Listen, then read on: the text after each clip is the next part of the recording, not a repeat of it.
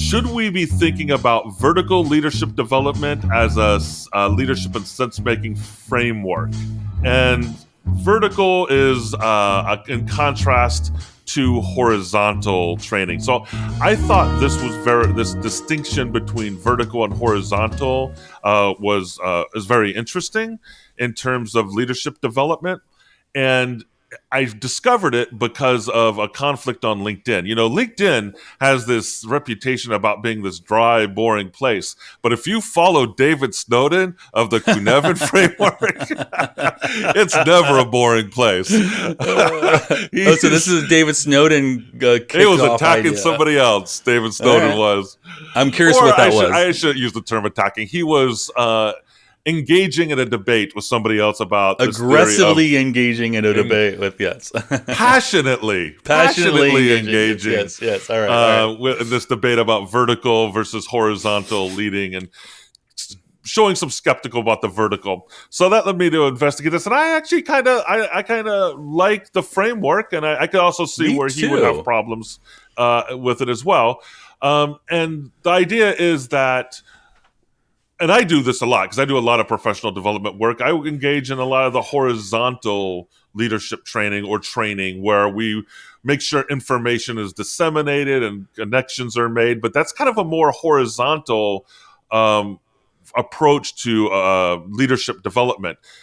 There's this other way you can approach it, which is more vertical, which is focusing on the developmental stages of the leader. And it's kind of an extension of Piaget. Piaget, for those of you who know education, was a researcher, and he kind of really was one of the founders of this idea that people develop in stages, developmental stages through childhood. And this theory extends it even further by saying that leaders also continue to develop in stages, and that part of our leadership training needs to focus on that and identify where people are in their leadership development and find ways to move them to the next stage through educational opportunities. Yeah, and this was I really liked the two articles that you shared with me that discuss this. I never heard the terminology before, so this is one of those moments, Dan, where you leveled me up. Although I didn't have the language, it's been something I have discussed and professed with my fellow workers and leaders in the past, that, there's a reason. And of course, I'm going to be generalistic here, that there's the way a 21-year-old sees the world and thinks about things is different than a 50-year-old thinks about things. The 21-year-old will typically have less life experience, won't see the patterns, and is still working out on how to make connections, is still working out how to engage. And don't get me wrong, you're always figuring those things out. But as you move forward in life, and typically if you are a growth mindset person and you're sucking in information, you get better at it. And when you're in your 40s, 50s, and 60s, there's wisdom. And I feel like that's what this conversation is really about, that there are wisdom levels and that wisdom is accrued. And you should account for that when you're thinking about hiring. And so I found this actually cool. And now I have the words to use, which is basically vertical leadership. And I like that. Yeah, and I want to define some of the terms they use with the levels, because they offer 3 different levels. The first one is the dependent conformer. That would be the first stage of the leadership development. There's characterized by being a team player, faithful follower, reliant on authority. I totally recognize that. When I was in my 20s, that is exactly who I was. That is exactly who I was. Yeah, because you were learning. You needed to rely on other people, aligns with others. You want to make partnerships, but you're part of a team. You're one of the members of a team, right? Mm-hmm. And then moving up is I would add that I think they're missing one piece. Okay. When you're in your 20s, you are ambitious. So when it says you're a member of a team, you're also probably slightly more selfish. You're trying to get ahead. You're trying to be noticed. And maybe that was a 90s and 2000s thing. Maybe Gen Z and Y are different. But I would think that would still be a component, which I find interesting. Yeah, I think it's a potential. I could see that as being a potential, because you're still striving. You're trying to figure out where your niche is and where your place is within the organization and in the world, really, too. That's right. So the next level up is independent achiever. This is an independent thinker. They're more self-directed, drives an agenda, so they kind of outline where we're going, takes a stand for what they believe. So they're willing to stand up and say, hey, we need to do this thing. And then they're guided by an internal compass. So we're starting to see some moral development here too at this stage, probably a better understanding of the world, and so that they feel more confident in taking a stand and having some drive to be more self-directed. They don't need someone to tell them what to do. Moral directed. Do you think there's also an empathy thing that starts to develop at this stage? Probably, because I mean, I think at this stage, you could probably look back and see where you were when you Yeah. first entered the workplace, and go, okay, I know I've done this. I don't want to.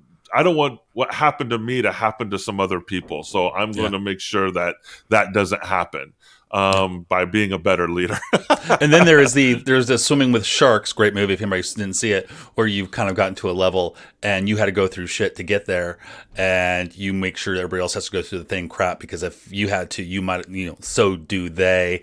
I don't think there's probably too many managers that are like that, but I can imagine some. I could see some that are like that, closing but the door I think behind it's bad. you. Yeah. No, Yep. no, it's very toxic. So the final level is the independent collaborator. These are independent thinkers, see systems, patterns, like you were talking about, Joda, and connections. They're a longer term thinker. They see farther out. They hold multi-frame perspectives. I think that's really important, because one of the issues I think I have around the world in general is people kind of glom onto one view or framework for understanding the world, like growth thinking, and don't look at other frames that might explain a phenomenon. And then finally, holds contradictions, the ability to hold contradictions. I'd say this is the type of person who really is able to lead in a complex environment, right? Because those are all attributes you need to be able to lead in a complex VUCA environment. Yeah, yeah, and let's not mistaken; these aren't really necessarily leadership qualities, although they are things that need to be in a leader at those stages, is what it's saying. But there are other things that you need to know to be a good leader. But these are sort of stages of cognition and how you model the world. And my anecdotal experience is it maps 100 very close to my reality. I don't think it's a coincidence at this stage in my career. All of a sudden, I discover systems thinking by like David Cabrera's approaches, and it resonates with me. It was a model, it was a tool, a mechanic that allowed me to now put a framework around the way my mind is now thinking, which is seeing these systems, seeing these connections. It gave me a language which I didn't have. Then those don't come about automatically. They can come out from an emergent sort of experience.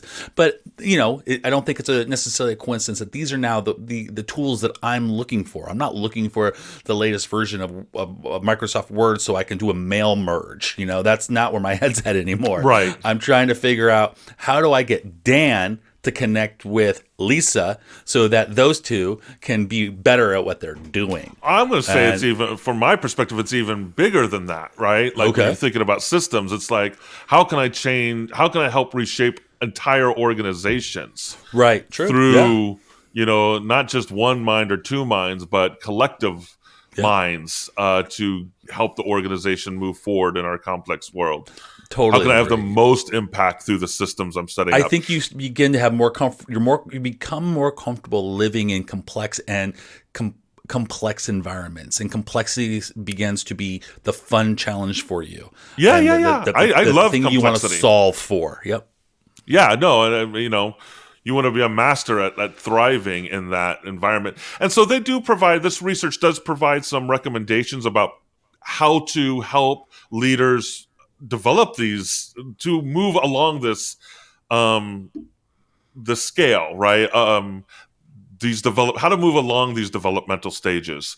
One of them is heat experiences or stretch thinking, providing opportunities for people to experience what they call either heat experiences or stretch thinking. And that's facing complex situations that disrupts or distorts or disorients our habitual ways of thinking. And I think we've all probably at one point or another had these experiences where we have one way we're viewing the world. some incident happens, some situation happens, and as you gain more knowledge about what happened, it breaks your preconceptions about how you thought the world was operating. And so, had you heard of this terminology? Is this a terminology I've never heard this no, this is new for me terminology. too. So, I'm not sure I completely understood what they meant here. So they're saying basically throw you into put some fire underneath you, essentially, kind of turn up the heat a little bit so that you can feel some pressure. Basically, the classic, let's put some pressure on this guy, see what he's made of. That kind of scenario?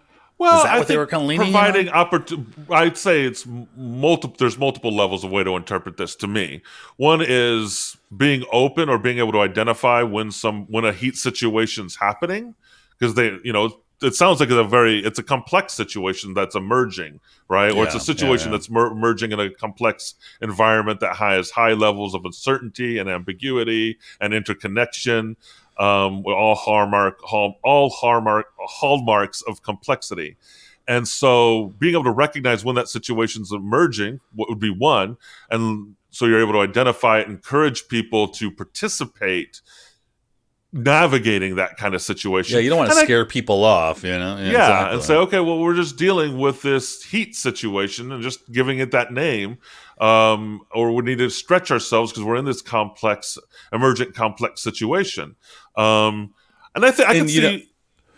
No, I was before we move on to the next one, I was gonna say, to me, it resembles this notion of flow, right? As a leader, you want to get everybody in the workforce to be in a state of flow, and even your leaders, and reductively, right? Flow is not necessarily a state of enjoyment or fun.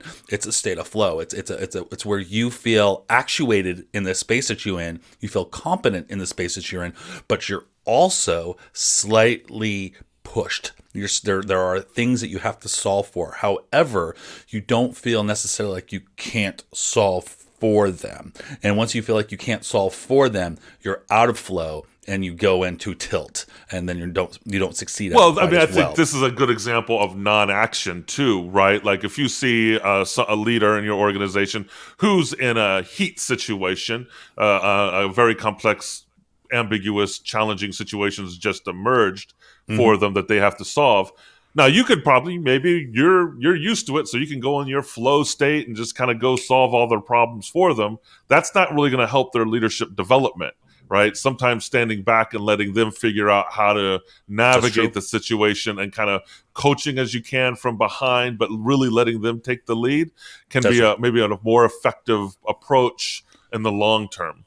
But I think to your earlier point, there's a balance there because you can set someone up for failure, and maybe you're interested to see how they handle failure. Maybe that's a thing, but you could demoralize somebody in those circumstances. Yeah, you want to make it against. Yeah, everything is nuanced and has to be intentional. But I mean, to that whole idea of heat, and I could also see that creating a heat environment, in some cases, if you're trying to create a lot of change and disruption. I could also see it being manufactured too, but in our world, our VUCA world, I don't really see you needing to do that. Plenty of heat situations seem to pop up on their own without having to artificially manufacture one. But another piece of this to help train people, to help them move along these developmental stages, is colliding perspectives or new ways of thinking. And that really involves bringing people together who have different ways of thinking, have diverse perspectives, so that they can challenge our different worldviews, so that we have, again, a more complex perspective of the world. And we've talked about this before in the podcast too, Joda, the importance of that. Yeah, it's time and time again, there are studies that show, it's just in teams in general, that you want to have a diverse group of people bring in diverse ideas that can challenge, well, we just said earlier, conventional wisdoms, dogma. When you get like-minded people, you surround yourself in an echo chamber, you don't get a lot of true meta conversation. And it's really, that's again how you're going to learn, both through explicit conversation and implicit engagement. Like you said, it doesn't have to be what people say. It could be how they react to you. Maybe they stop responding to your emails after a while. You're like, whoa, okay, I guess that email wasn't right. So yeah, you need to be in the fray with people and get that sort of feedback.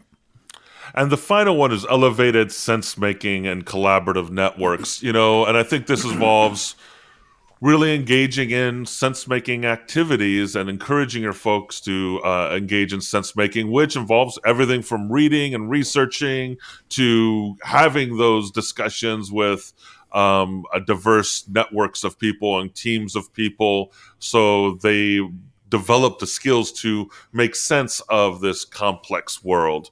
And Yeah, so, yeah. Yeah, you're yeah, looking for tools. You're looking for when you're at that stage. You're trying to find language. You're trying to find models to sort of make sense of the world. Again, going back to my experience, I discovered what's it called, systems thinking. And then there's the Kinevin theory. And it's no coincidence, and that helped me. It gave me a language and a mechanism by which to then begin to make sense of the things that were going in my brain. I got these wild thoughts. What are they? Well, that's going to kind of happen as your brain expands, and as if you're an inquisitive human being and you're trying to take in the world and comprehend it and fix and solve for problems, it's going to just naturally happen. And you're going to pick up tools along the way to help you make sense, like spy glasses and telescopes and measuring sticks. You're going to find those for soft skills as well. Keep your mind open for those things. Those frameworks are important. They might not be awesome. They might not be perfect, but they're going to lead you in a direction that's going to be meaningful for you. Yeah, and final point I'll make on this is I do get the criticisms of this framework in terms of the developmental stages. They're very, specific stages. There's 3, right?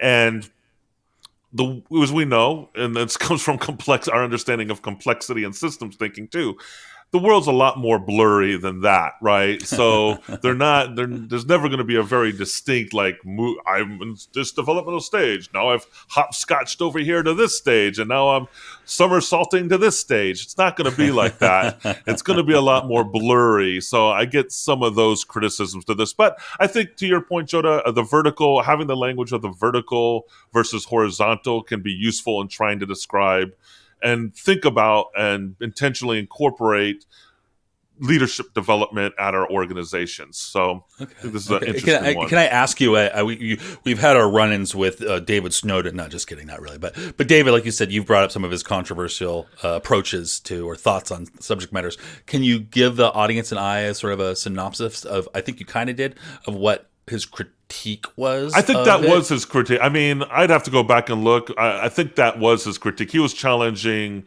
the whole idea of developmental stages for adults, I think. As clear steps, like going back, because he is about, for folks who don't know, he has a thing, he's in the sphere of complexity theory, and so he's saying life is way more about emergence. Yeah, so I would love to have David. If you ever listen to one of our shows, I'd love to have you on.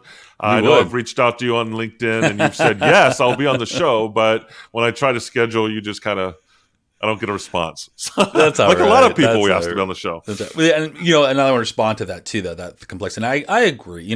But again, it's a funny argument because that's true for almost, this time I'll say almost everything. Everything is, life is fuzzy. If anybody's any Alan Watts fan out there, he wrote a book called The Book, and that was literally about a book talking about how life is fuzzy and humans have put a grid over this fuzziness. And because it's technically fuzzy, there's lots of areas on the edges that account for, you just can't explain it. Is it this or is it that? We don't know. And the world is pretty much that way. And and that's just the nature of existence, so, but to put language and try to put structure on things so that you can actually build is important. Because until you actually start to measure, you're not going to be able to actually probably really build good things. And so it just helps you kind of account for the universe around you. The key thing is, always keep your mind open to your dogma and to the words and the language. Be cognizant of those things, be ready to change when you realize the models you used in the past don't work now, or maybe never worked,